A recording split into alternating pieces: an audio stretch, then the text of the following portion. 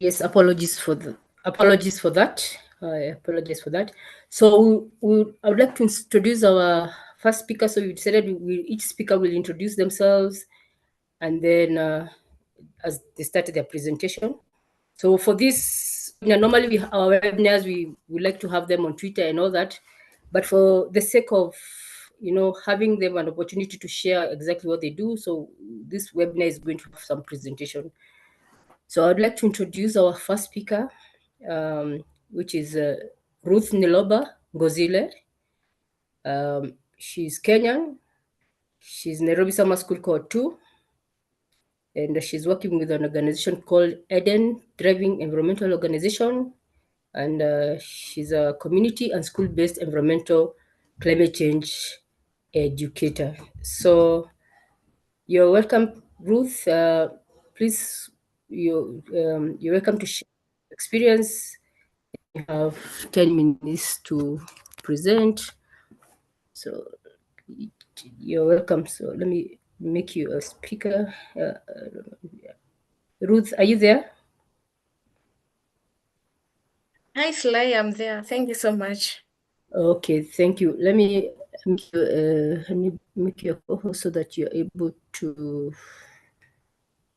Can I make you a co-host? Akenji, are you able to help me make Ruth a co-host so that she's able to share her presentation? Yeah, as we do that, maybe Ruth, you can introduce yourself as Akenji and I are trying to make you a co-host. Hi, everyone. As Sylvia has said, I'm Ruth Neloba from Kenya.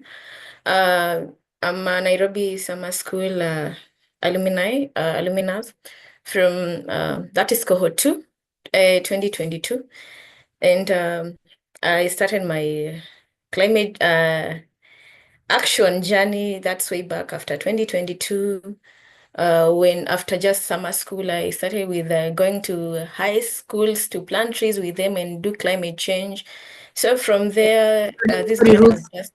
you actually you're a co-host, so you can share your screen and present. Thank you. Yeah.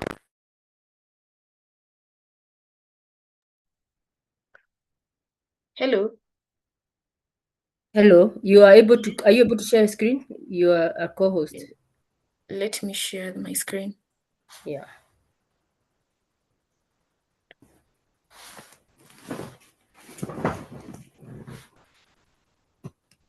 Are you able to see my screen?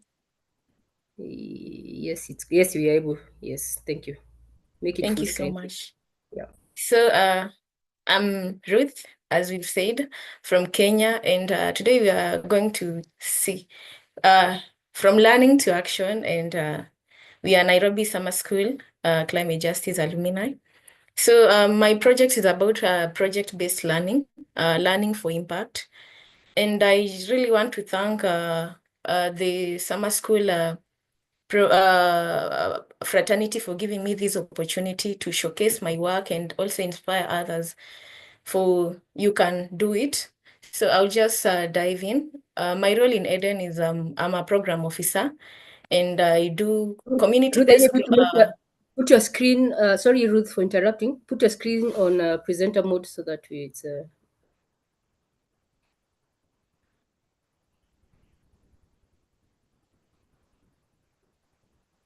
On presenter mode, it's normally kule chini, down. Like down there, you see where on the presenter down there where you click it so that it's Sorry? here. You see down there, where let me see how. Um, Down there on the left, on the right side, on your right side, there's a place where you can click and it can become full screen. Okay, just a minute. So that everybody can see. I'm not so sure if you're seeing it. Akenji, are you able to direct him? You see down where near where there is the zoom here where there is like this thing for moving zooming in down there's a place where you click and then it will come full screen. Screen, okay. Down chini, like at the bottom.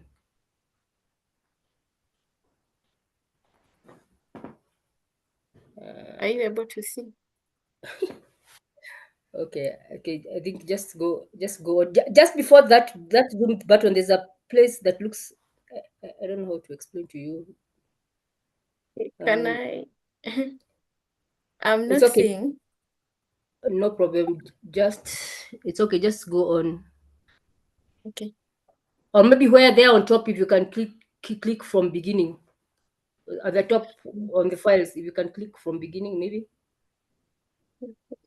Yeah. That no. Just go back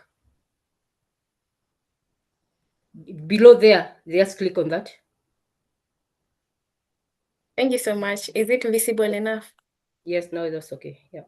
So Okay. now you Thank just you. click your button that then you yeah, it's exactly. Okay. Asante sana. Thank you so much. So, Eden is based in Naivasha. It focuses only on environmental education. It gives the children an opportunity for climate and environmental voices through experiential environmental education and project-based learning. So we have different programs, that is camp, outdoor education, environmental education, and membership, and Eden Rebound, adult learning, and landscape restoration. But I deal with Eden environmental education and membership. So I will just share a brief journey from Nairobi Summer School. So I am an alumni of cohort 2, that is 2022. I started my journey way back in 2022 August after just doing Nairobi Summer School. Then I started with tree planting. I used to go to high schools. Thereafter, I started community climate change education. After that, I won a leadership opportunity to be a community leader of that is consortium of electrical and political processes in the US. I did that program for 1 year and a half for climate justice and climate governance. Thereafter, in 2022, 2023, 2024, I started climate change education and waste management. In 2025, this year is when now I started project-based learning after I was given a program in at work. And this program, I'm just told that start mentoring young people. I didn't know what to do. Thereafter, I just came up with a project-based learning approach. And this motivation, I got it from Nairobi Summer School after there's a young man who shared his experiences. He was going to communities and to schools to do greenhouse and vegetable gardening with the community. So from that, I was like, okay, let me try this.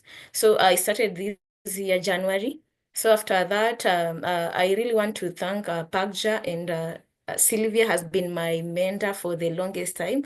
She comes to me every time to ask me about my journey and holding my hand. So I'll just dive in. How does this work? So first, there's a project. I just think of a project. I don't have a curriculum. I'm building my own curriculum this year. So I just think of a project. Then I design it. After designing it, I look for materials. After looking for materials, I implement with the community. Then there's assessment, going to the community, doing follow-ups every now and then. So first I started with researching, networking, gathering information of what has happened elsewhere. Then I look for materials myself and other community members and children, and I implement. Then I do assessment after some time. So what do? I look for a problem that is in the community. Then who are my target group? This is climate change impact that is related with the consequences of climate change, like like hunger, as a result of prolonged drought.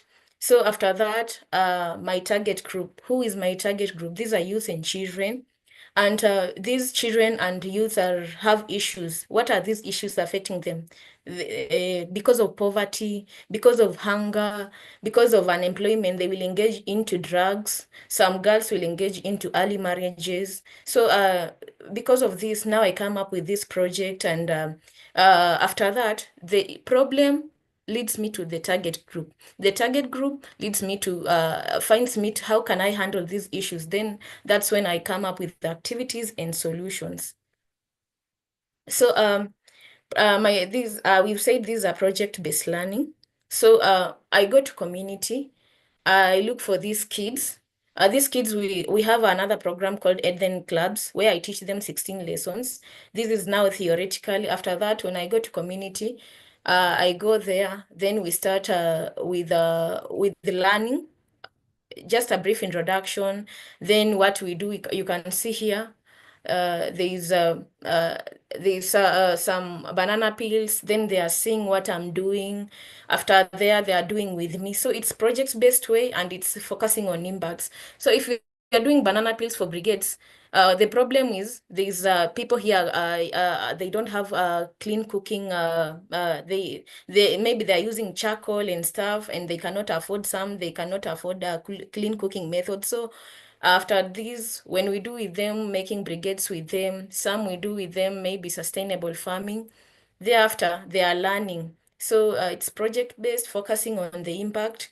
What's the problem? The problem is there's no firewood, or there's no charcoal. So the solution is, can we make our brigades with them? So another thing is a problem solving. The program is problem solving oriented. I must teach in a way that I'm going to solve the problem with the kids, and it has about 8 to 12 lessons, because I'm coming with lessons every day. And also it has a curriculum development. So I have to come up with a curriculum, which it's ongoing. So every child, after learning, we do with the learning with the children. Thereafter, I rectify on what went wrong. After there, I give them I do assessment. I give them a project. So I have at least I have 8 cohorts, and these 8 cohorts is about 30 to 50 kids. So 30 to 50 kids, around those are 500. Some they exceed even 100. So we have different lessons: sustainable farming and organic manure, clean energy, water harvesting and purification, forest and trees, waste management, human wildlife conflict, sustainable solution and packaging, climate change sustainability. Then there's project exhibition and rewarding. So after doing, so we go to every cohort every Saturday. So you realize that for 2 months, you're covering about only one cohort. So every Saturday, one cohort. So we are doing it for 2 months. And that's what I'm doing now. So my target group, as you can see, they are children and youth. So both in urban slums and rural poor, because urban slums, they don't have access to these resources and these learning opportunities. And they are willing to learn, especially the urban slums and those from rural areas. You can see me in the community. We don't have a specific venue. We just go to the community. We find the host parent. We learn. If it's sustainable farming, we are doing it in the farm. If it's urban gardening, we are doing it where kids can apply directly. So it's in 8 cohorts, as I said earlier. Why children? Because children like imitating the learning. They like somebody who want to mentor them, so they will act directly. Young people, they are driven by change. If they're into drugs, they want something that will get them out of the drugs, and they want to have skills. So that's why I focused on young people and children. And I feel like this one suits me best. And also, when you educate children, I feel like it's for wider scopes, because children, they can easily share with others at school and with their parents. So that's why I targeted children. And also, they are easily available on Saturdays. So activities that we do, you can see there's gardening, there's transplanting, there's seedbed preparation. So we are preparing seedbeds with the children as they learn. After there, the seedbeds has grown, like here. You can see garbage, in the seedbed, and they are the one who did it. So there we are transplanting with them. After there, we look for different gardens that suits them. For multi-story garden, it will suit for urban gardeners because of the size of land and the diverse vegetables we want to grow with them. So for this one here, this one we are doing it with kids in rural areas. So and you can see they are showing up and they are coming. We are doing with them. After this, they have learned. So these are continuation. This one here, I'm showing them different methods of cooking, and we are doing with them. Here there is a fireless cooker. There is a solar cooker from aluminum foil and boxes. Behind me here, there is a biogas digester I try to make with them. So you have to teach them and they have to learn and see that this is workable. So that's what I'm doing with them. And here they are briquettes we made with them. This is from banana peels, charcoal dust, water hyacinth, paper, manure. These are things that can be are readily available. A child does not have to struggle, does not have to steal their parents' money, and in turn they are learning. So there's waste management. I go to different communities. We do cleanups. After there, they tell me what they have learned and what we can do if we can put our waste bins around, among others. So there's also environmental education. I go to schools. I teach them environmental education. We plant trees with them. This one is also in the community. I'm doing much of environmental education with them. Thereafter, so who are our key stakeholders? Eden Thriving funds the initiative. I come up with a project. I think that this is a lesson. Then Eden Thriving, they give me what I have, like 2,000 or 1,000 bob, something like that. So then I go to Naivasha County Commissioner, who gives me a way forward, gives me permission to go to the community. Thereafter, I go to Nyumba Kumi. I tell them to mobilize these parents. So these parents, so when they mobilize them, I also go to community mobilizers because you have to have a local leader who will help you also to mobilize parents. Thereafter, parents will help me to mobilize children and also assist in assessment. So I also need children. So what are the impact stories? We have equipped about 500 children with environmental knowledge and skills. There's environmental conservation now, most of urban slums where I'm impacting the community. I'm in 3 of urban slums and 5 in rural communities. So you see, kids have come up with climate change solutions and they are willing to plant trees. They are venturing into clean energy methods. Once I teach them, you see them implementing. So families are also already using clean energy products. Last week I was in a slum called Miduri, and last month we did with them clean energy. We prepared brigades with them, and now children have started preparing brigades for their parents. So parents are happy and are supporting me. So there are also vegetable supplies. When we prepare a garden, a seed bed, I give every kid seedlings to go and plant into their home. So I will be assessing them. How much have you earned from the garden? How much have your family used from the garden? So you see, we're also reducing household expenditures. We're also supplying food in the home. We're also increasing income because if these vegetables are enough, or if any products like trees are enough, they can be able to sell. And we're also reducing boys engaging into drugs because you see, I'm dealing with urban slums and the 3 slums. You see, many boys are now not into drugs. And girls, they also staying in school. You realize most of our girls who engage in our program right now, they have finished and most of them, they're in colleges. So the first picture is after planting, after I've done with them the sack garden. These are kids from the urban. I am giving them seedlings. They are going to plant into their homes. And I'll be assessing them. I'll also be telling parents to help me assess them. And this is also these are brigades that we made with a kid.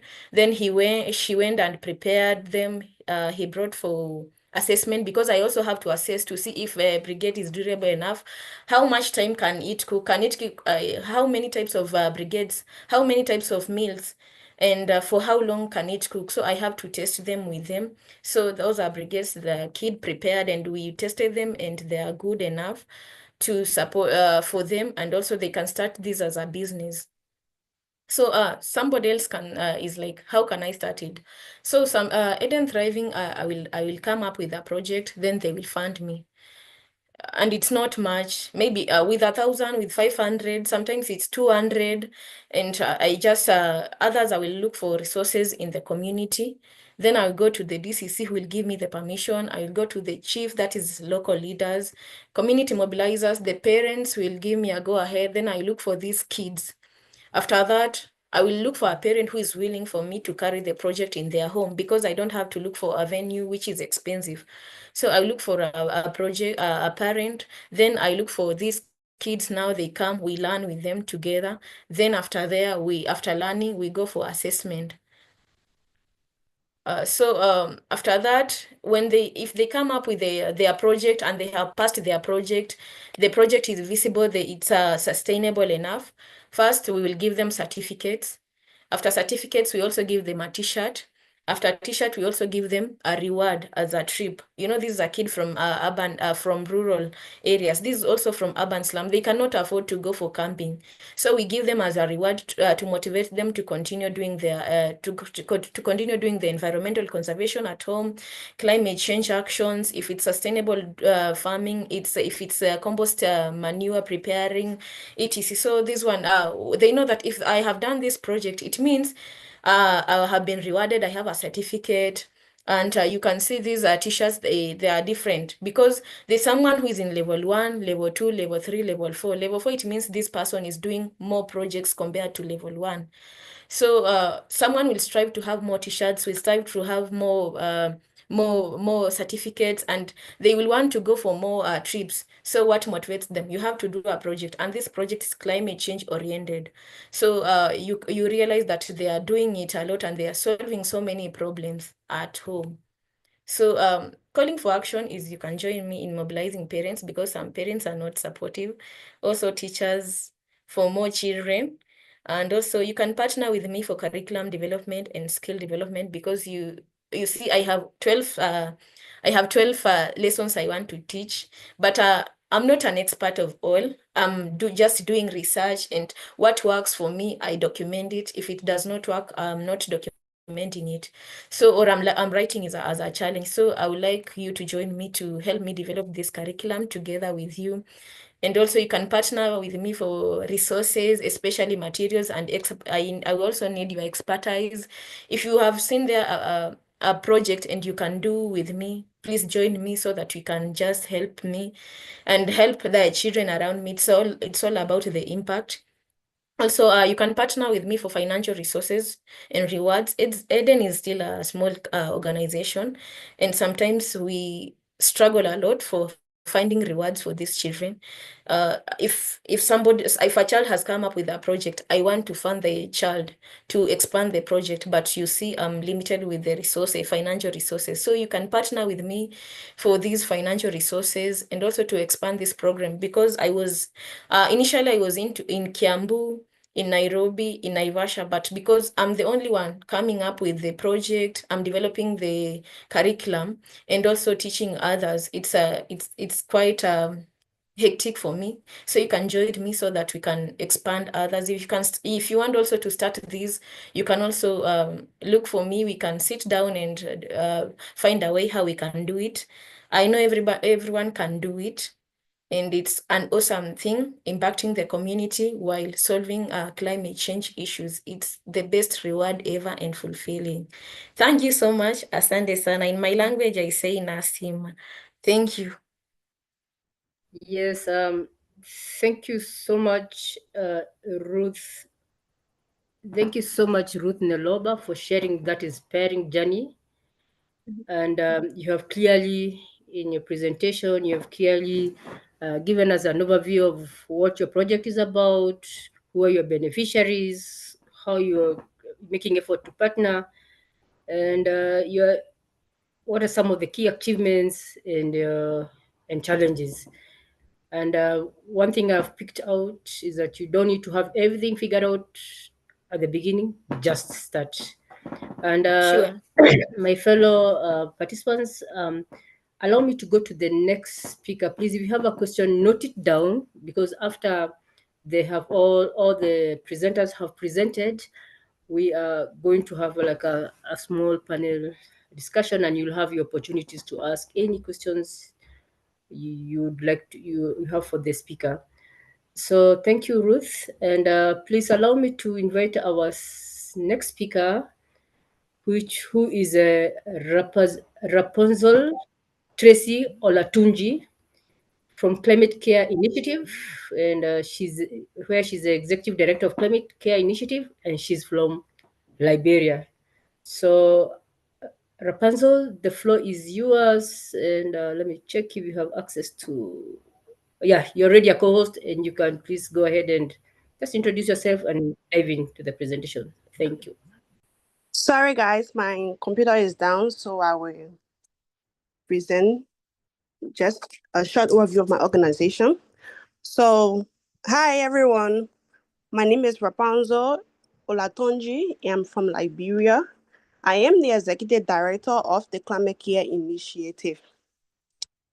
So, basically, my organization, what inspired me after the summer school? So, I'm a participant alumni from the fourth cohort last year, 2024, in the Nairobi Summer School. So what inspired me, to get into climate action, to do more work into my field? So firstly, I'm a nurse. I have a bachelor's degree in nursing, and also I have a master's degree in public health with emphasis in epidemiology. So doing my MPA research, my thesis, my topic was on a bacteriological assessment of drinking water, the sachet water. Because in Liberia, we drink sachet water a lot. So, doing my literature review, I realized that most surface water, like the hand dog wells in Liberia, are polluted, particularly from flooding. And based on World Bank report, Liberia now has we have longer rainy season than dry season. So you found out that most of the wells in Liberia are polluted, and most people drink water from, sachet water in Liberia. So, so far, how I got involved, you know, into this journey and what life has been after the Nairobi Summer School. So my knowledge has increased, and I have access to information on climate actions activities, especially when it relates to public health. My project. So last year after the Nairobi Summer School, one key thing that I took and I realized that we Africans, especially for the youth, we depend on government for funding and international NGOs or international donors as well. So from what I learned from learning to actions, I realized that most of the villages in my country, Liberia, during the rainy season, we found it difficult to access medication. And I have worked in rural areas in Liberia. So from my organization, I told my friends, my workmates, I told them, I shared the idea with them that why can't we build a climate smart pharmacy projects in local villages? Why can't we establish them so that people can have access to healthcare services in these rural areas? And then we voted upon it. Getting funding was one of the basic issues in my organization. So what I realized that you don't have to have $1 billion to start a project. One of the key things that I learned from the Nairobi Summer School, we are Africans. It is now the time that we invest into implementation. With the little fundings that we had among ourselves, and also we were able to reach the government institution, but sorry to say, no one could help at that time, last year, September. So what we did was we gathered around ourselves with the little fundings we have from our own pockets. We were able to secure a land in the jungle farm community that we were able to start the pharmacy project. We are not 100% completed the building yet. We are left with the roofing.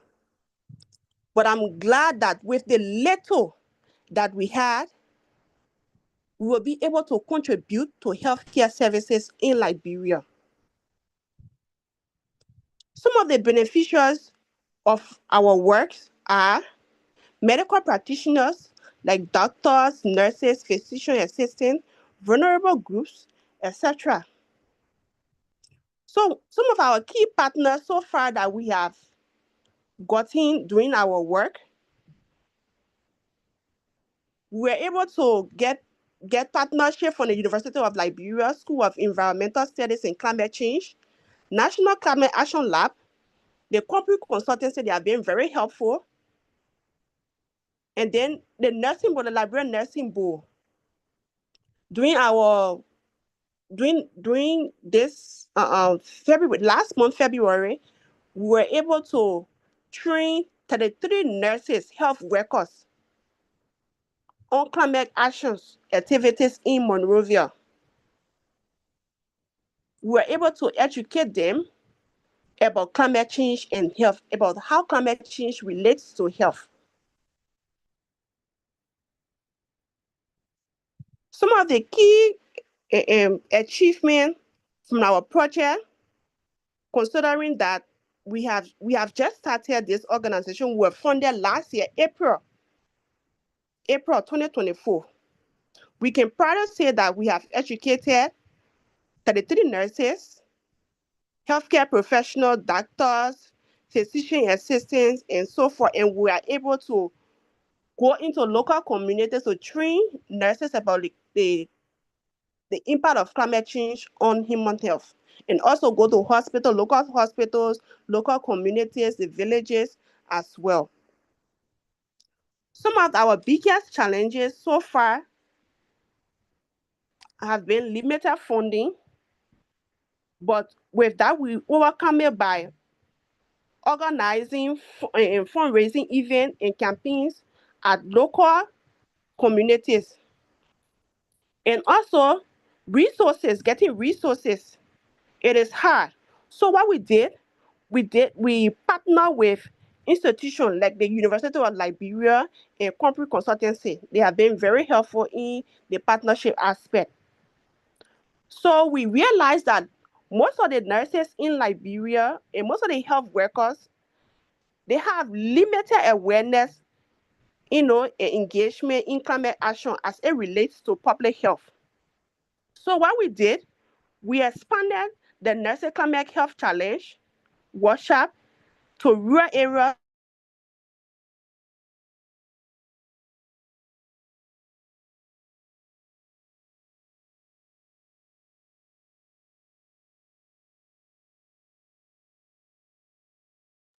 Rapunzel, we lost you.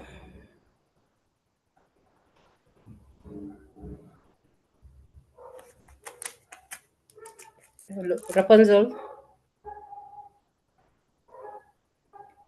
You can hear us?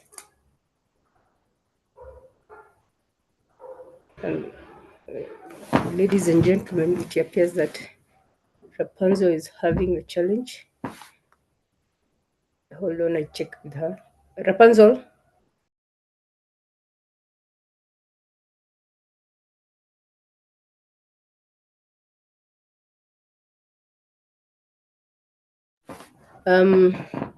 I think she has a problem, but let's give her a few times to see if she can reconnect back. But as she's reconnecting back, please alert me when she's back. We have all seen that how the young people from the first presentation and what Rapunzel was presenting, you've seen that how young people are not allowing the lack of funding or lack of or lack of funding to hinder them from starting a local climate local initiative. And you've seen with little resources, they've started an action. Sorry. You're back. Okay, right. Okay, welcome. Yes, you are saying? Go ahead. Go ahead. We lost you. Welcome back. You're muted. Please unmute and speak.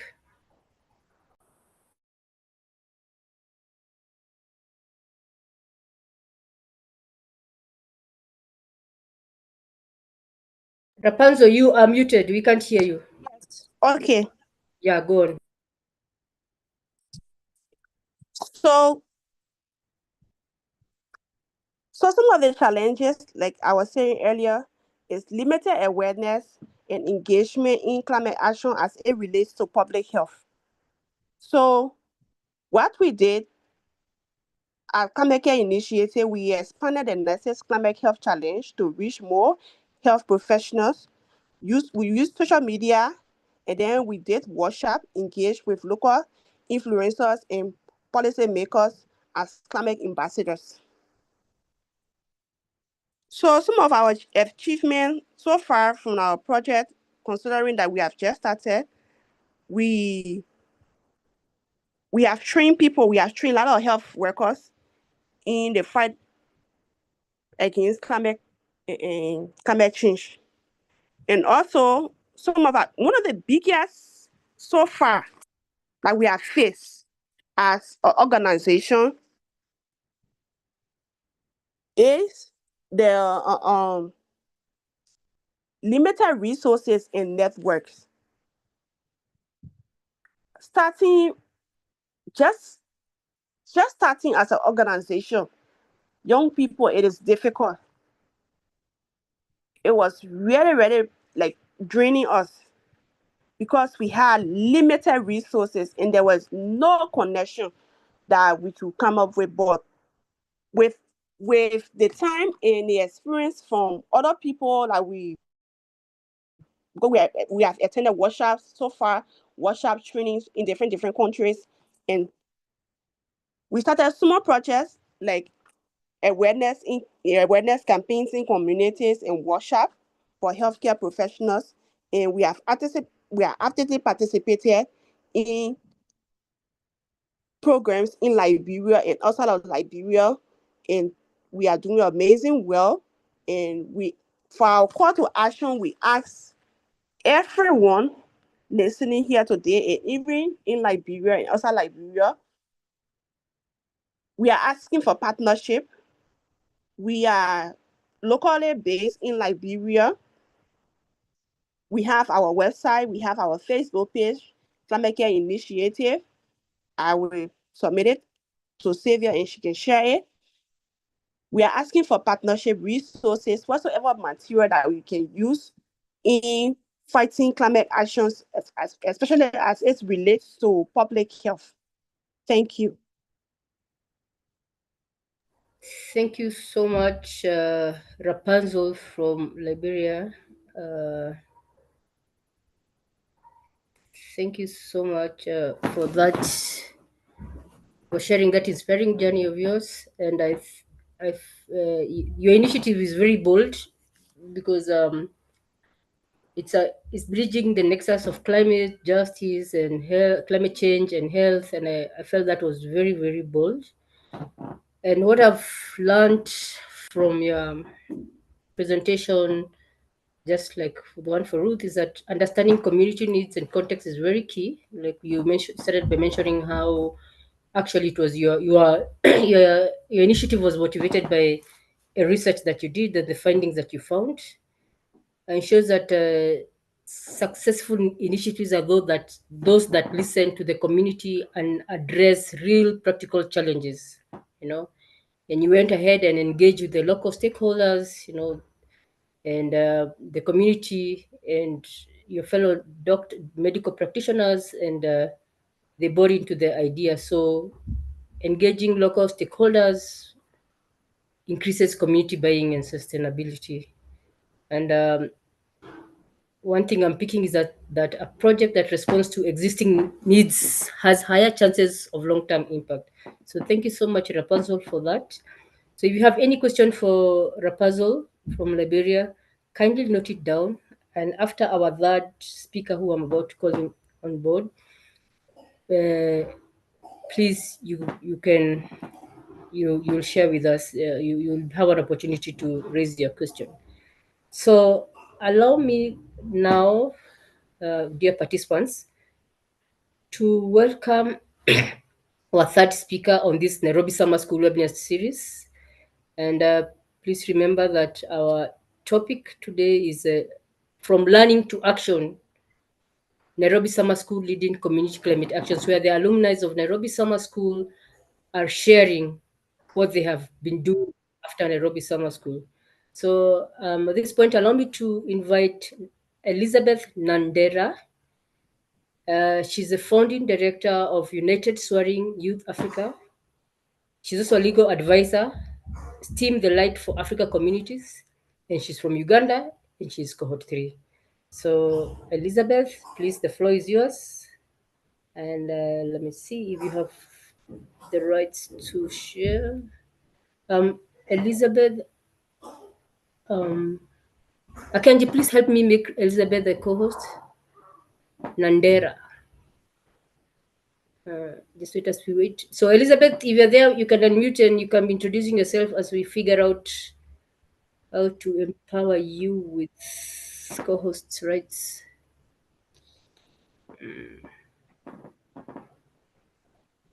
Okay. Yeah. Can you please help me make Elizabeth a co-host? Thank you. Elizabeth, go ahead. Good afternoon, everyone. Good afternoon. Thank you so much, Ruth and Rapunzel. Thank you, Miss Sylvia. I hope you can hear me. Yes, we can hear you well, and you have been empowered. Actually, you're really empowered. You're now the co-host, Elizabeth. Okay, interesting. Yeah. Okay. Oh. Okay, my name is Elizabeth Fortunate Nandera from Wenelova. I am from Uganda, and I attended Nairobi Summer School in 2023. That was cohort 3. Yes. I am a lawyer, at the same time, a founding director of United Soaring Youth Africa. I also work with STEAM Light for African Communities as their researcher and legal advisor. Let me just share my screen. Okay.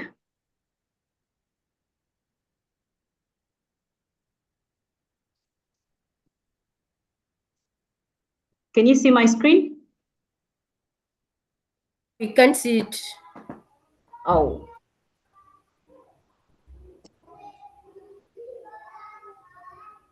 Try again. So as Elizabeth is connecting in, I can read some of the comments that I have seen here on. Let me see. There's some comments. So we have. Sorry, these comments are going fast. So we have some young people saying that they are motivated by the presentation and they'll embark on starting on tree planting. Yes, Elizabeth, we can see your screen now. Now it's loading. We are seeing the screen.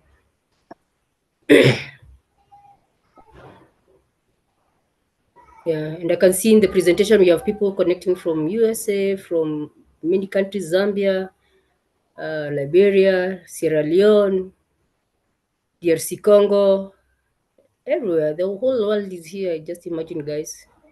Yeah, so Elizabeth, you're ready to start? You need to unmute yourself. Yes, can you hear me? Yes, we can hear you. Please dive in. Okay, so my name is Elizabeth Fortunate Nandera. That's me on the ground. I am a farmer, but at the same time a lawyer, like I stated. So this is my organization, United Soaring Youth Africa, and that is our missions and vision. Just a minute, please.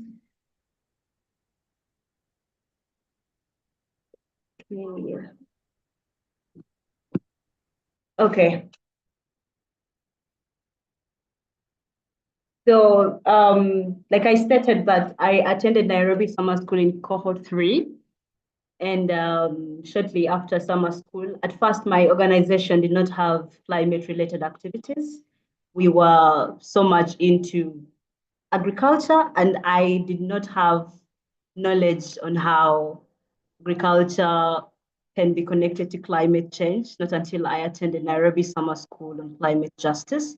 And immediately I was exposed to that kind of knowledge. I told myself, I must see how I use this climate change to upgrade each and everything that I'm doing.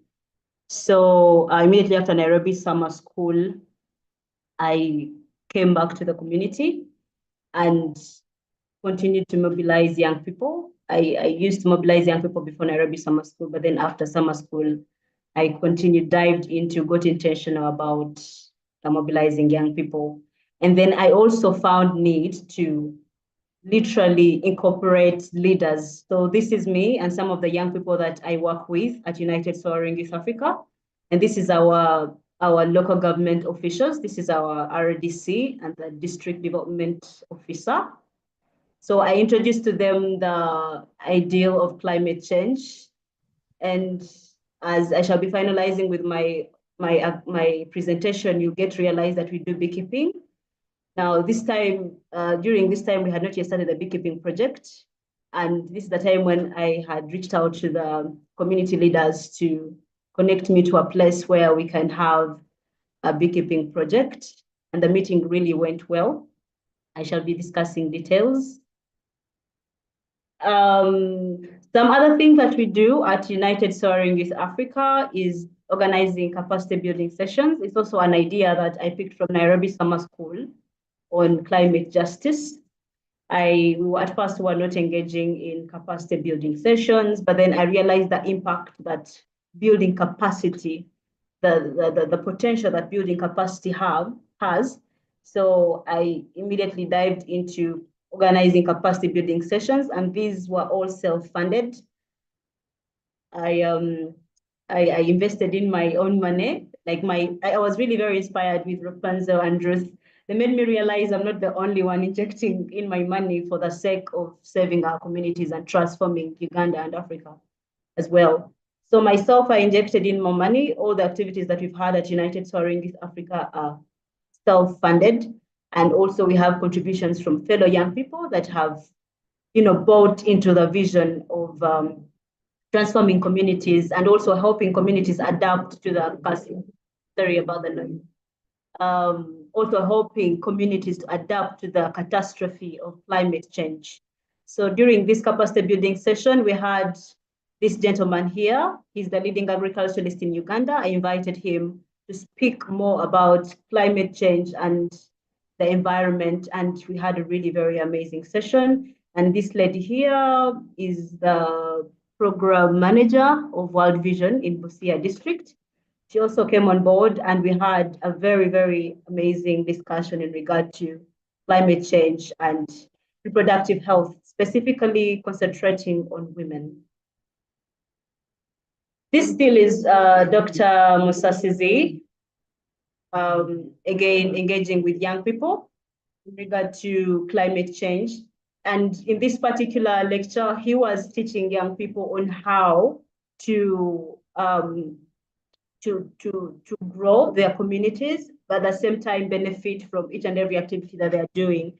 In most cases, the ideal of agriculture is overlooked in our communities and in our villages and in our societies. But then this is a gentleman that is who is practicing agricultural activities, and he is a leading agriculturalist here in Uganda, and doing amazing work in the agricultural sector. And at the same time, building his social lifestyle, his economy is huge.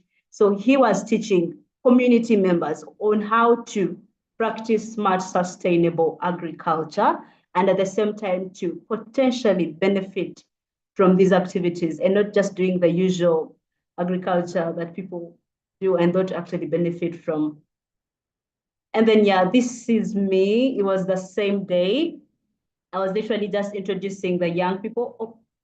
For purposes of record, I would love to inform everyone on this platform that on this particular day, we mobilized 300 young people that came on board in the communities from different villages in Busia district.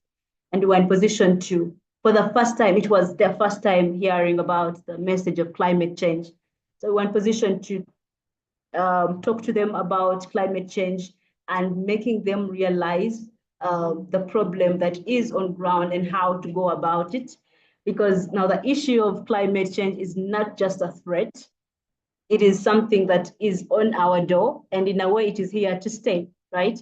So it was very important for me to prepare my community, because I'll be doing it at this service, to be exposed to the climate change knowledge, to be exposed to the climate change field, to have an opportunity to get substantial knowledge in regard to climate change. And I cannot extend the same favor to the people in my scope of influence. So I brought these young people on board to prepare them, to ready them for this catastrophe of climate change and how they can adapt, not only just adapt to the climate change problem, but also develop from it. So I'll be sharing with you some of the initiatives that have come out of this. This is all capacity building. Okay, this is all capacity building. And we do not only do capacity building in communities, we also have capacity building sessions in Kampala, because now Kampala brings young people from different regions, from different villages, from different counties here in Uganda. So the vision for this particular capacity building session was to, first of all, engage the young people in Kampala, because we do know very well that most of them come from a particular village or a particular community outside Kampala. So we wanted to engage them. We engaged them in the climate change knowledge, which most of them had some knowledge about. And then we also wanted them to extend that particular knowledge in their communities, because in most cases, when we are having engagements in regard to climate change, we realize that most of the affected members of this problem of climate change are the people in the villages, because they are the ones. Climate change affects the agriculture sector most. So the people in the villages are the ones, the only thing they depend on is food. And if there is unprecedented weather patterns, that means that their hope of being in position to make good produce is reduced to a certain level. So we intended to have young people in Kampala to be of use, not just to themselves, but also to the communities where they're coming from. And also this capacity building session intended to have these young people return to their communities and build a broader network and a broader impact of our organization, just like Factor does with Nairobi Summer School, bringing together young people. It's an idea I got from them, bring together young people from different African countries. And then they released you to go and impact your scope of influence. So that was what Kampala Youth Capacity Building Session was about. And we had very many young people. The way we organized this capacity building session was extremely, in my opinion, it was extremely outstanding, because we had knowledge shared to young people, but at the same time, we gave them evaluation questionnaires that did not only that were designed in a way that youth responses birth practical ideas of climate change adaptation. So to me, it was important for the youth to feel the pressure to move beyond conceptual discussions because there was need to act fast. So in regard to climate change, it shouldn't be just a usual discussion talking about things, but can we have young people that can actually come up with ideas? And you'll be seeing some of our young people that are doing practical inventives, that are having amazing work from their communities in regard to addressing this climate change problem. So this was our capacity building session in Kampala, and we had over 120 young people come on board. And yeah. So this is us as well. Oh my God, this is like my very favorite slide, because this is where I now start to talk about the beautiful partnerships that we have made with our activities as young people. I should love to talk about my very good comrade, Dominic Tanui and his team under Cop Joy from Kenya. These are young people that I met during Nairobi Summer School on climate justice. We've had a number of engagements together, and they are always coming on board whenever I call on to them. And this is a very, very good gesture coming from the Cop Joy team. So with that, when it comes to Cop Joy team, they do a lot of amazing work out of bamboo. They add value to bamboo, and we all know as climate change activists how important bamboo is to the environment. So in our scope of work, we are very, very open to partnerships, and we always welcome young organizations and also other organizations to come on board. We also had United Nations Association on board during that time, and this is the Secretary General, the United Nations, who came and also taught young people how they can, benefit from the global engagements that are happening for the youth.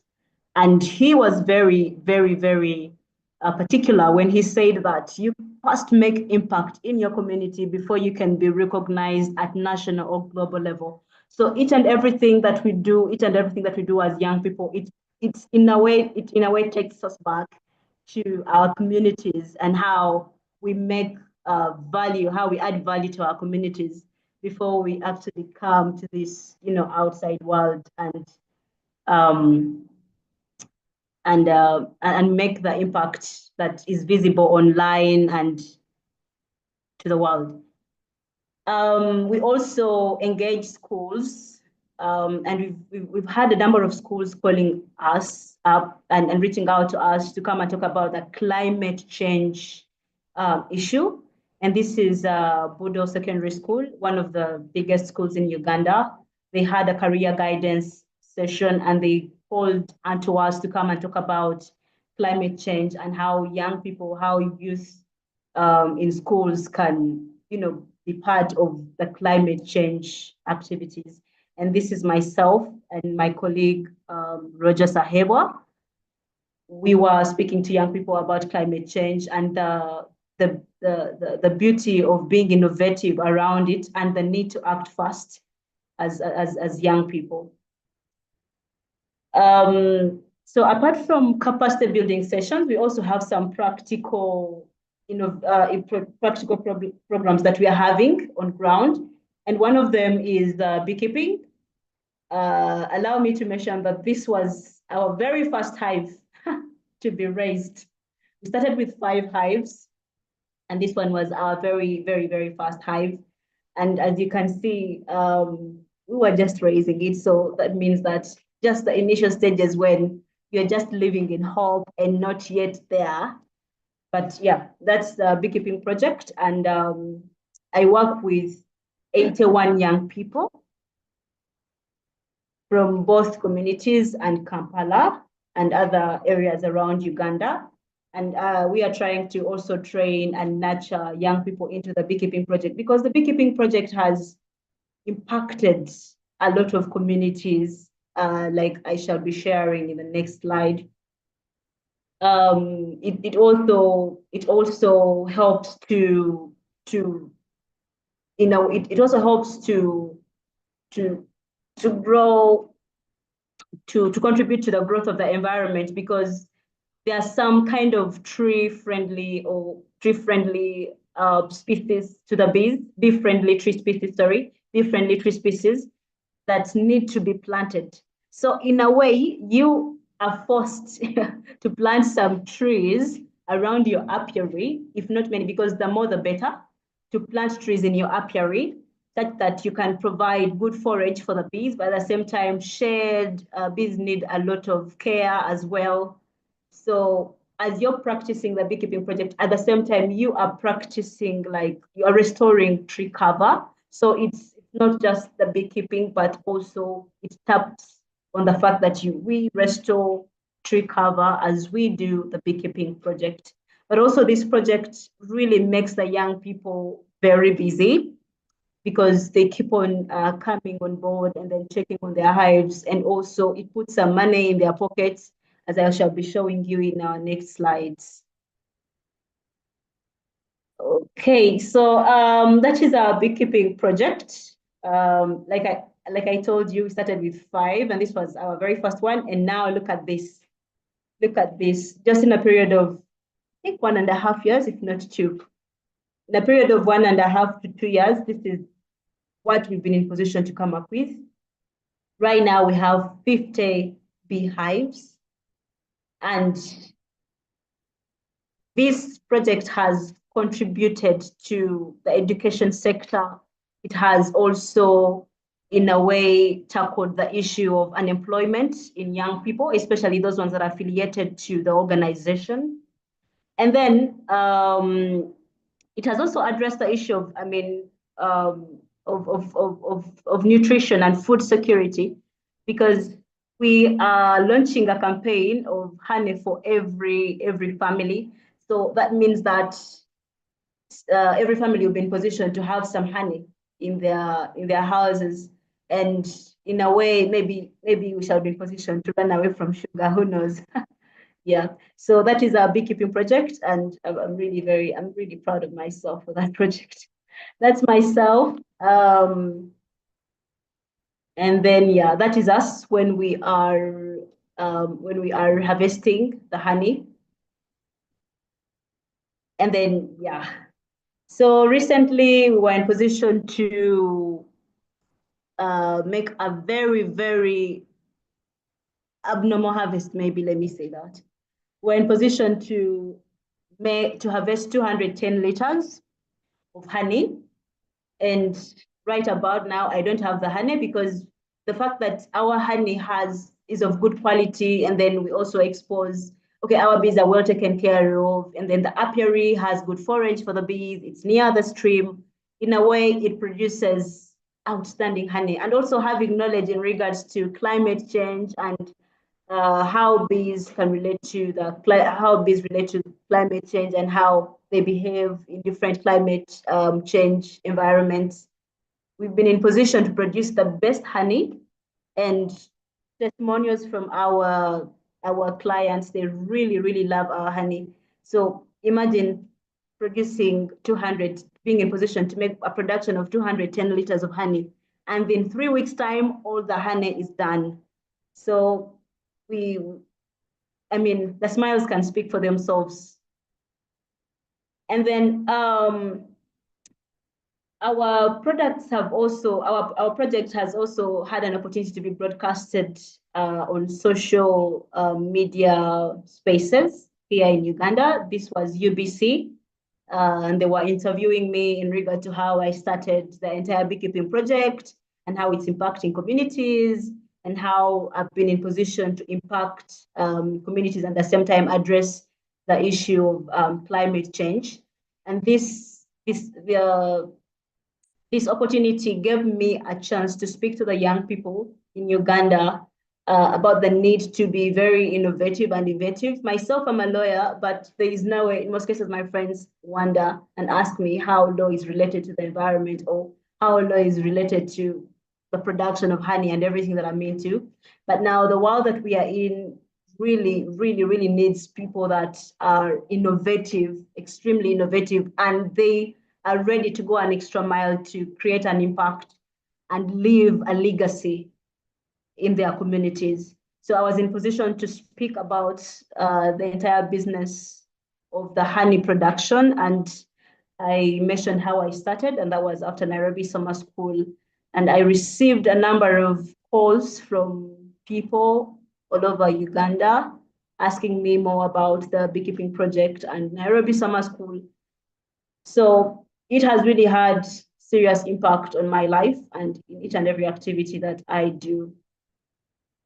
Okay. Now, the other activity that we do under United Soaring Youth Africa is that we are so much into restoring tree cover. And one of the things that we do is that I source for resources in Uganda, and I reach out to companies, organizations that are into climate change, that believe in what I believe in. And one of them is Roofings. Roofings is one of the leading companies in Uganda, and they believe so much in restoring tree cover. So I have been in position to work directly with Roofings, and we've been in position to get a number of tree species from Roofings, and we've been in position to plant them in Kagadi in partnership with Team Light for African Communities. And also, recently I partnered with Roofings and Daughters of Zion, a faith-based organization here in Uganda, and we shall be doing tree planting as well in Bale. Bale is a region that has been affected with floods and landslides. So we shall be doing the restoration of tree cover so that we can reduce on the issues, climate-related issues in Bale region, and that shall be happening this week, starting Wednesday. Okay, that is still tree planting. And then, like I said, we also visit schools and teach young kids. And still here, I'm with my very beautiful friends from Kenya, the team of Dominic Tanui, the Cobjoy team. And we were, teaching young people about the need to do, to plant Elizabeth, trees. hello, Elizabeth, if you don't mind, I hope you don't have a lot of slides remaining. Okay. Yeah, okay. So that yeah, thank you. Start winding up. It's okay. Just present, but you can present, but now I give you like 3 minutes more. Okay. In 3 minutes time, let me just talk about this piece of land where we shall be. You can see how bare it is, that we shall be planting trees and also practicing farming on it. And this place is also in Bale. And then, like I said, that we always visit communities and teach farmers on how to prepare their pieces of land for climate change adaptation. Because right now, if you do not prepare your piece of land very well, you might end up planting a seed and it doesn't yield. So I teach farmers in different communities on how to prepare their land in a way that even when the extreme droughts come through, their crops still survive the extreme droughts, even if it's in cases of flood, their crops can still survive in such events.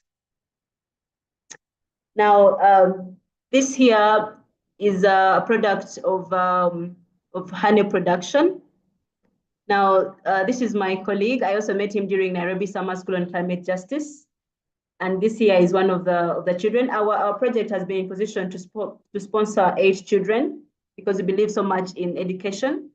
And we're having children study from St. Kizito. St. Kizito is a school that practices a number of climate change initiatives. So the reason as to why I chose to take my kids in that school is because I want them in holiday to actively participate in climate change activities, and also sharing knowledge that they get from the school and not just the theory of paper. Yeah, that is all capacity building. And then we also have young people doing agriculture, as you can see. So we integrate all these sectors that we have with climate change. Yeah. So the very last slide is the Afro time. I should love to talk about this innovation. This is a young gentleman called Nicholas Najuna. He works with me at United Soaring Youth Africa, but he was in position to invent a very amazing project called Afrotime, and it's called Water Retention Initiative. Now, this product comes in granular form with farmers needing no specialized equipment to apply it. So once applied, it absorbs water and gradually releases it to the plant, even during prolonged dry spells. So that means that even when there are extreme droughts, farmers can still practice agriculture because water shall be retained in the soil for a particular period of time. And this is really a very wonderful innovation. And it's really something that we would love all young people to engage in and at the same time impact their communities. So thank you so much. Call to action, we really would love to partner with as many young organizations or even bigger organizations as possible. And then also, I really call upon organizations that are in charge of funding to, contribute to the growth and development of growing organizations like that of myself and that of Ruth and that of Rapunzel and other young people out there that are doing amazing work, that are really intentional, and they have upheld the vision of climate change, and they're looking forward to achieving a common goal. Thank you. Thank you so very much, Elizabeth, for that amazing presentation that you presented. You presented your journey. You've shared with us how you started, how you started, the struggles you went through, the activities, the impacts, and the people that you involved in partnering. And dear participants, as you have seen that our speakers today, they have been speaking to us, and you can feel the passion by which they are expressing themselves. It's passion that is speaking, actually. You can see they're not even struggling to express themselves because it's coming out of, passion. And one thing about Elizabeth Nandera, who's cohort 3, actually, that particular cohort, is that immediately after summer school, the next thing I'm seeing fellow alumni from Uganda, other districts, and Nairobi and Kenya, in Uganda, and they launched those workshops that you are seeing over there. And that the St. Kizito school you're talking about, that alumni is called Kakembo, and he won a sustainability award from Abu Dhabi actually this year. The school, because it is true, it's a school that is implementing climate smart. It's a climate smart school, and also it's amazing the innovation all of you, that all the speakers, you have involved young people, and you've given an opportunity. The challenges that we have with young people in our area, in Africa and everywhere, is that they are learned, they're at home, there are no opportunities. There's not enough job from the government to employment, there's no initiatives to employ them. And this is what we are seeing with our team here, is to show that actually we are the change makers. You've seen the opportunities that these few alumni, the 3 alumni that have shared, they have created opportunities and activated, innovations. Like, for example, the innovations we've seen with the climate smart pharmacy, the innovation on soil retention, retaining water and soil. So this is amazing. So from your presentation, Elizabeth and other presenters, I have learned a lot of things, in fact, on how we can overcome challenges and stay resilient in our climate initiatives, and how leveraging your community for support has has really kept you moving, and that collaboration is key, and collaboration and partnership with the local leaders, how you're able to mobilize NGOs and leaders to come on board. So let me stop here, and now we are now moving to our next section, which is actually I'll pin the three, or maybe Akenji, my colleague from Cameroon, you can help me pin the three speakers, and then you can help me spotlight them, those that are able to spotlight, and then we can invite questions from the participants, and and keep your questions very short so that we can allow more questions, and our respondents will respond to them. So Kenji, if you let me see if I can do it myself. If Elizabeth, if the speakers can put their videos on so that we can spotlight you, that would be nice. I'm not able to do it from my end. Anyway, questions if you have a question, please raise up your hands so that we can be able to take it up. And I'm reading the comments, and they're really nice. Everybody's appreciating your presentations. Yes.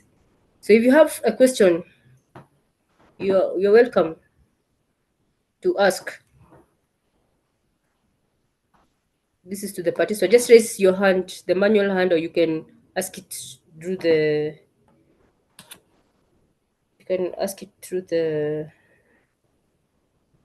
the chat box. So good. So if people don't have questions, I have questions.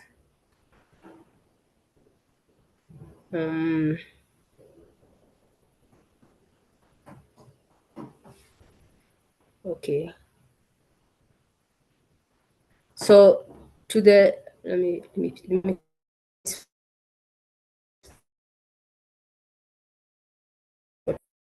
spotlight you. Okay, who's Ruth? Are you on? If you're on, you can put your video, and then we can spotlight you. Yes, I'm in. Yeah, if you can put your video so that you can get spotlighted. Yeah, so I will go ahead and ask the question, and then you can help respond. I think the participants would want to ask a question. I think the reason why there are no questions is because this team here did an amazing job to explain everything.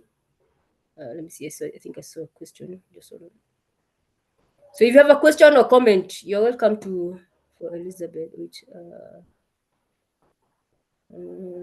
I have two questions. Josephine, you can unmute yourself and ask the question, if you don't mind. Okay. Hello.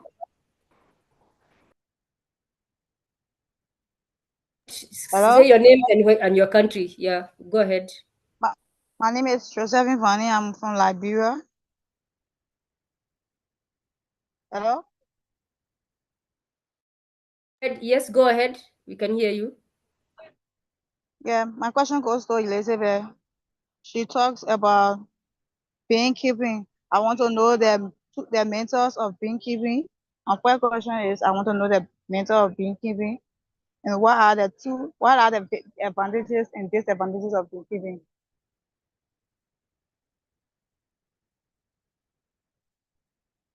Elizabeth, you got the question? She wants to know. I didn't get the question, sorry. I said, I want to know the methods of beekeeping, because you talk about being a presentation, you talk about beekeeping, and then I want to know the method of beekeeping, and also I want to know the advantages and disadvantages of beekeeping. Okay, so Elizabeth, note those questions. Then we have iPhone. My question goes to so we have Hope Mandala. You can ask your question. Okay, my question goes to Elizabeth. Need Elizabeth, to why introduce are your you? name. Oh, introduce your name and country, please. Okay, my name is Hope Mandara from Malawi. My question goes to Elizabeth. On your pictures, I only saw the top bars. My question is, why are you not considering also adding the Langstroth beehives? Thank you. Thank you so much. So, if you have another question, please ask. But maybe Elizabeth, you can go ahead and respond to that question. And Hope Mandala, he didn't introduce himself properly. He's also an alumni of summer school cohort 2. Thank you. Go ahead, Elizabeth. Okay, thank you so much for those questions, and it was good listening from you, Hope. That's, by the way, just to inform you that that's the young gentleman that I got from the idea of beekeeping right from summer school. Now, to start with the very first questionnaire, I didn't capture the name of the person who asked the methods of beekeeping and advantages and disadvantages of beekeeping. Now, the methods of beekeeping, we have the traditional method and the modern method. And we are practicing the modern method. And the traditional one is good, but has its issues. Yeah. And then the advantages and disadvantages of beekeeping. I talked about the advantages during my presentation. And one of them is it produces, like there's honey production. And when it comes to honey production does address a number of things. There is food nutrition, and there is also boosting the economy. There's employment in there. And then we also have wax. We make scented candles from the wax that we get from the beekeeping. Yeah. And then the disadvantages, there's a lot of things that we can make and get from the beekeeping project. Some of them we've not yet started doing them because of limited funding. Some of them, like now the venom, the machine that is supposed to be used to harvest venom is quite expensive. And for now, we cannot reasonably afford it. So some products that we can get from the beekeeping project, we are limited to getting them because we cannot afford the entire process.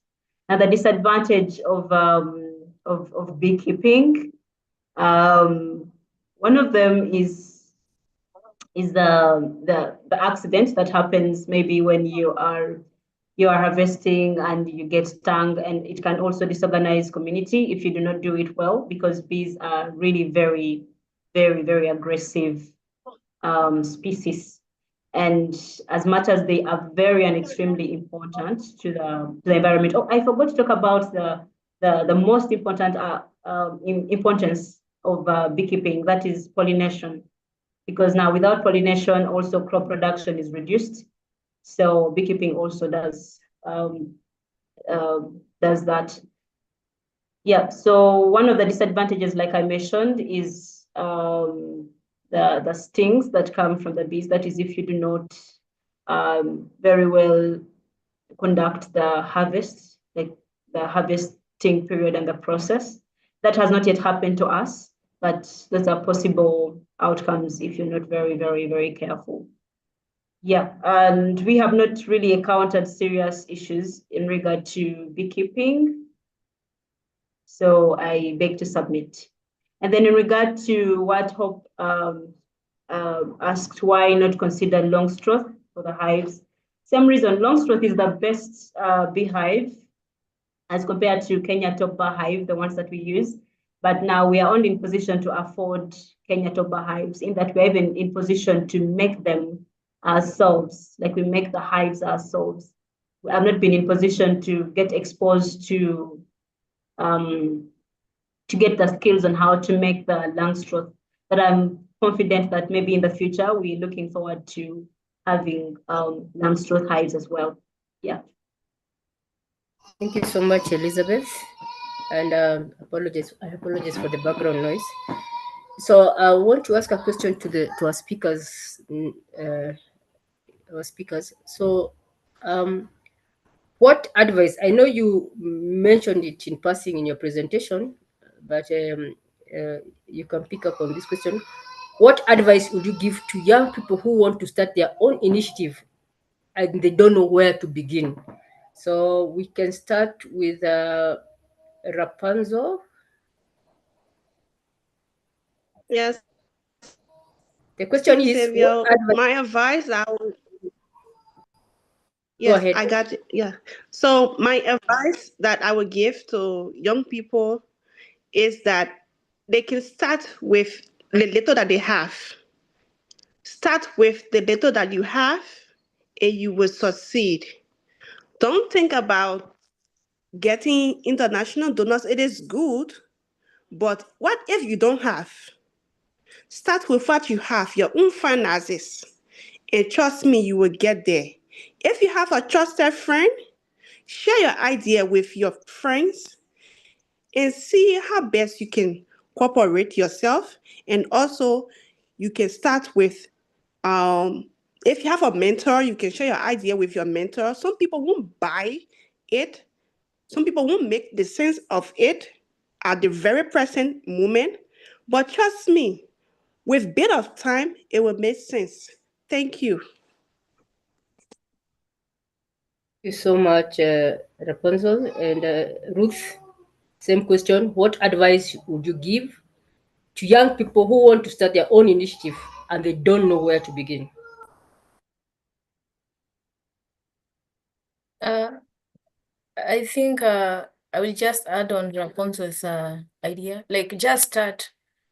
As long as you have an idea, because, I had this idea from 2022 after just summer school, but it has taken me longer time. Like, just start. If you have an idea, just start. Go look for people who can mentor you, start. Or you can as well go to an organization that is offering maybe volunteering. As young people, sometimes we don't want to volunteer.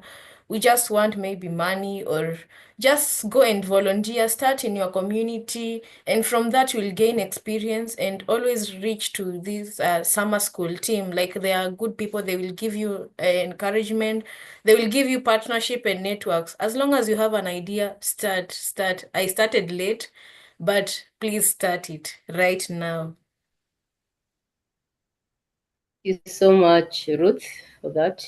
Ruth is talking about volunteerism. It's a very key thing that you need to do, and is start just from where you are. Don't wait. If you and Rapunzel talked about, don't rely.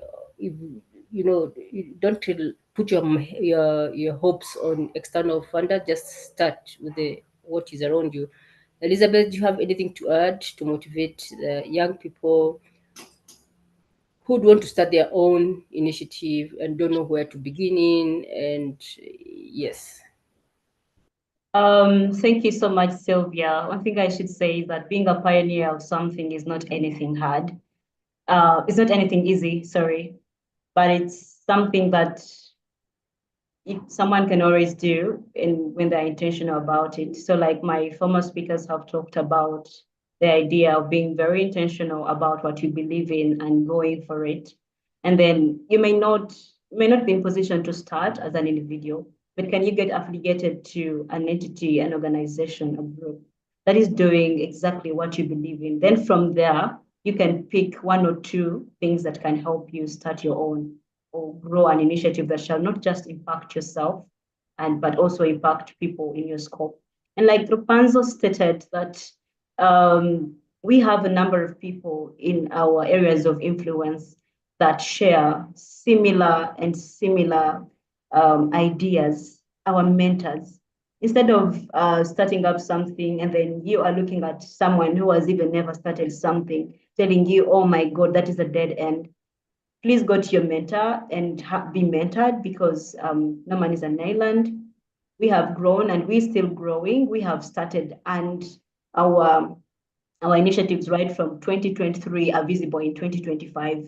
So it's a matter of time, and each and every process that you get into, it is a learning space. And do not get demoralized, because you've been in these spaces where you're not even appreciated for the work that you're doing. But if you look at something and you're confident and you're satisfied, as long as your spirit is satisfied, then you don't need to get applauds from the outside. So if your spirit is satisfied about something, keep going, keep growing, and most importantly, have your work dedicated to God, because at the end of the day, He is the one that blesses the works of our hands in each and every struggle that you may be going through, each and every initiative that you invent, each and every invention that you put on earth.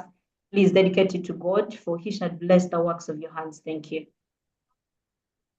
Thank you so much, Elizabeth. And I resonate with all of you because me too, when I was a young person, when I graduated from the university, and you know how our university in Africa, the curriculum is that when you graduate from university, there's this gap. You don't know how to connect between from learning to action.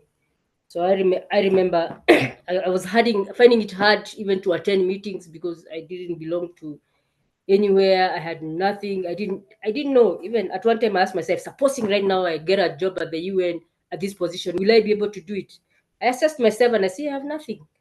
So actually what helped me is I said, now to get this, I need to lower myself, my pride, approach somewhere, volunteer, so that I can be given an opportunity to be in that space and learn, and get mentored by the people there. And I remember visiting my rural area, and where it was during my grandfather's burial, and I saw it's because I come from Mount Kenya, and it's a very what do you call it? It's a food basket area, but when you look at it, it's so deforested. Like from one point you can be able to see the next village, because the tree cover is not there. And I asked, why don't you have trees? Said, trees expensive and we're struggling to pay school fees, and there is no such trees around. And it was just like 10 shillings, like it's very cheap, $0.1 or less. And I said no. So I had this idea, no, what if I get seeds I go to the forester, he tells me what are the trees that can grow in the area, and I just go to the Kenya Forestry Research Institute, where they have a data bank of the trees. I buy them, and I go to schools and ask the head teacher to give me just the active club, and then we can teach them how to grow trees. Set up a tree nursery, and from there, the trees, they can do their own wood lot, because you could see they were even struggling to cook for the kids. And you'd see when they buy trees, you could see that these trees have actually been poached from the forest, because you can see indigenous trees.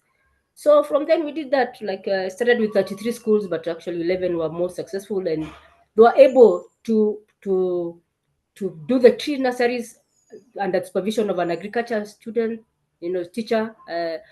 And after that, they did their own woodlots, and the kids were able to take this seedling and plant in their homes. And now I've recently visited the place, and it looks, forested. You can't even see the area, and you can see that almost all the trees are of the same age. So it's actually, and out of that exercise, it gave me an opportunity to share. How these young people on the platform, they're sharing what they do with a lot of passion. I didn't realize that when I was talking and sharing this, it was so passionate that I got invited into these opportunities. And actually that's why I also got to know about Pakja, because I knew Pakja when I was very young at that time, even though I didn't work. Right now I'm working as gladly I'm working as the coordinator for the Nairobi Summer School. But they could see my passion, and I was given opportunity, and I was very vocal, and that's why I gained my public speaking skills and that kind of thing. So the passion is about passion. And you have noticed Nairobi Summer School, trainings. There, our speakers are very passionate, and that's why you're able to see our alumni after they leave. They leave like very ignited, and they're able to. The next thing they're actually asking, well, how do I get home and start doing action? So this is amazing, my dear alumni.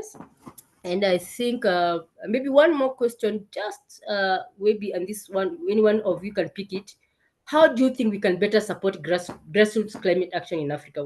How best do you think we can support. How can we better support grassroots climate actions in Africa? So any of you can unmic and tell us, you know.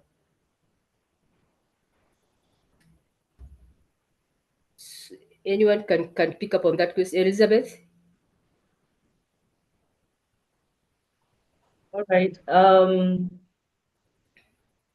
I think the best way that grassroots communities can be, grassroots initiatives can be supported is through ambassadors that you have, sent through, especially for PACJA. Let me talk in regard to PACJA because now PACJA has a huge network that has potential to, contribute to the growth of these young growing organizations that have been established by young people from communities. Now, the fact that we young people get to the communities and establish these small inventions, that means that we also have knowledge of other organizations in communities that are doing exactly what we are doing or even more. So reaching out to people like ourselves that are intentional about change, that are intentional about transforming communities and not just looking at the money, it would give an organization that is ready to grow a growing organization, a good opportunity to add value, to give value to the amount of money that, or maybe any kind of support that they are ready to give to different initiatives in grassroots. Because we are speaking, you had Ruth, you had Rapunzel, we are all speaking from the grassroots perspective. Although our visions is to make sure that we transform the grassroots, we are bringing the grassroots to the globe. So we cannot do this alone. And when you come on board, we shall be in position, to outgrow ourselves and outdo us well. Thank you. Thank you so much. In addition, yes, please go ahead, Enoch. Now, basically, these grassroots organizations are still amateurs. Please introduce yourself, Nanok, where you are connecting from, and then go on. Oh, sorry. My name is Aaron Nanok. I'm connecting from Turkana. Basically, this conversation is timely for me because this is the time we need to have a conversation around how do we best then adapt to the changing climate.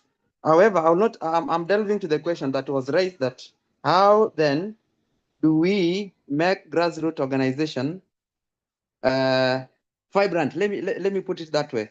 Can we provide them with opportunities for them to learn?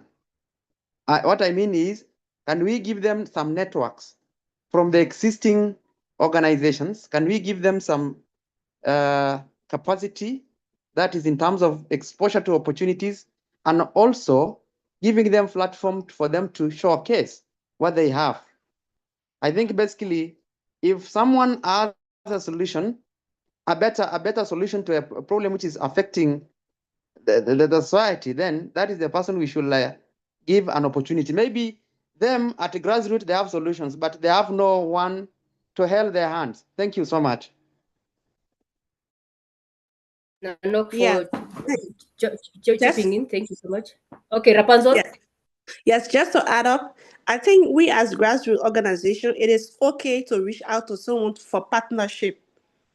It is, I think one of the best things that we can do for ourselves is to reach out to each other for partnership, because I believe that we have to solve our own problems before reaching out there. So feel okay, feel good about it, and don't feel shy. It is always good to stretch things out there to others for help. So I think partnership should be one of the keys. Thank you. And I wanted to add on something. So PACJA also has an initiative. It's called Climate Justice Impact for Africa. So the Climate Justice Impact Fund for Africa is called CGIFA. It was established to accelerate transformative climate actions. The imperatives of climate justice and amplifying voices of climate justice at the front line of climate crisis in Africa. So this impact fund actually it's targeting grassroots communities it's actually an innovative and rapid response funding to it provides innovative and rapid response funding to support grassroots initiatives and movements in their efforts to address climate change and promote climate justice across Africa. So the beauty about this fund, and I've shared the link on the group, is that it actually targets frontline communities, that the unfundable, those ones that most of the funding organizations, they are very demanding in the requirements. So the climate justice funds the unfundable, so that they can get funding. And this is an opportunity for any young person who is doing something. You can go through the you can go through the website. You have shared it. And then also we also have an initiative called the Young Adaptation Finance, that is also an initiative that's streamed out from the Nairobi Summer School. And every year they have this conference on adaptation finance, where young people are trained on how to access adaptation finance opportunities. Like I remember the last year conference, there was a whole training on how to approach, how to write a fundable proposal, and you had speakers from the GCF and all that. So you can also look out on YAF, and I know not Afanyu, Akenji, who is on board, will share with us. We'll share a link on YAF. So, guys, ladies and gentlemen, I think that was a very engaging session, and I am really, really, really happy about this, and also to have all the participants staying on board. And to wrap up on to recap on what we have discussed, I think the main key lessons that are coming up is that when starting and sustaining a climate initiative, start where you are with what you have. Small actions create momentum. Also, engage community. Solutions must be driven by people affected, so where you address the community needs. The other thing is build strong partnerships. So networks open up opportunities for funding and support. You've seen how Elizabeth, Ruth, and Rapunzel were able to, reach out, build partnership that was locally available, and how they have moved on. Be adaptable and persistent. Challenges will come, but be resilient. Resilience will ensure you progress, and you have seen this demonstrated very well by our participants. And then also think long term. Plan for sustainability through education, mentorship, and expansion. And you have seen in all of them, you've seen Ruth is planning to do a curriculum, because she's thinking long term. You've seen how Rapunzel and also has also an education and mentorship program, and expanding. And also Ruth, you've seen how uh, their plan for sustainability by bringing young people with a lot of innovation and all that. So guys, thank you so much. We have seen that the biggest impact starts with small actions. Every climate leader here present here today proves that with commitment, collaboration, and innovations, young people can drive meaningful change in their communities. So, ladies and gentlemen, let's keep the momentum going. Thank you for your time and engagement. And I promised to mention about the Nairobi Summer School Cohort 5. So the Nairobi Summer School Cohort 5 will be launched very soon. And the last 4 cohorts have been held in Kenya. And this time round, it's going to be held outside Kenya, because we have received a lot of organizations requesting to host. It is normally hosted in universities. The last time it was held in Kenyatta University, then Chuka University. This time round, it will be hosted in another country, which you'll be keep on looking at our website.